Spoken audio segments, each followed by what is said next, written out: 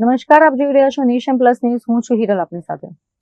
વડોદરાના પશ્ચિમ વિસ્તારમાં રસ્તા ખોદકામની કામગીરીને પગલે વાહન ચાલકો અને ખાસ કરીને પરીક્ષાર્થીઓ માટે મહત્વના સમાચાર સામે આવે છે. પશ્ચિમ વિસ્તારમાં વાસણા સિંધી માર્કેટથી સ્વામિનારાયણ મંદિર સુધીનો રસ્તો નવી ડ્રેનેજ લાઇન નાખવાના કામગીરી માટે બંધ કરવામાં આવ્યો છે. વડોદરા શહેરમાં ચારે તરફ રસ્તા ખોદકામની ઝુંબેશને પગલે નાગરિકોની મુશ્કેલીમાં વધારો થયો છે. વડોદરાના પશ્ચિમ વિસ્તારમાં નવી ડ્રેનેજ નેટવર્ક નાખવાની કામગીરી હાથ ધરવામાં આવી છે. આ કામગીરીને પગલે વાસણા સિંધી માર્કેટથી સ્વામિનારાયણ મંદિર સુધીનો રસ્તો આગામી 10 માર્ચ સુધી તમામ પ્રકારના વાહનો માટે તબક્કાવાર રીતે બંધ રહેશે. ડ્રેનેજની કામગીરી ઝડપથી પૂર્ણ કરી શકાય તેવા હેતુથી તંત્ર દ્વારા આ રસ્તો અંદાજિત 20 દિવસ સુધી બંધ રાખવાનો નિર્ણય લેવામાં આવ્યો છે, જેથી હવે અહીંથી પસાર થતા લોકોએ વૈકલ્પિક રસ્તાનો ઉપયોગ કરવો પડશે.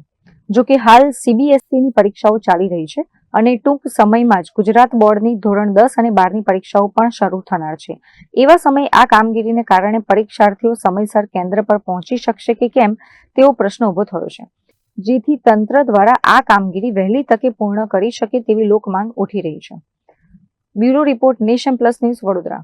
સમાચારોના સતત અપડેટ મેળવવા માટે અમારી નેશન પ્લસ ન્યૂઝની યુટ્યુબ ચેનલને સબસ્ક્રાઇબ કરો, બેલ આઇકન દબાવો અને જોડાયેલા રહો ફેસબુક, ઇન્સ્ટાગ્રામ અને ટ્વિટર પર.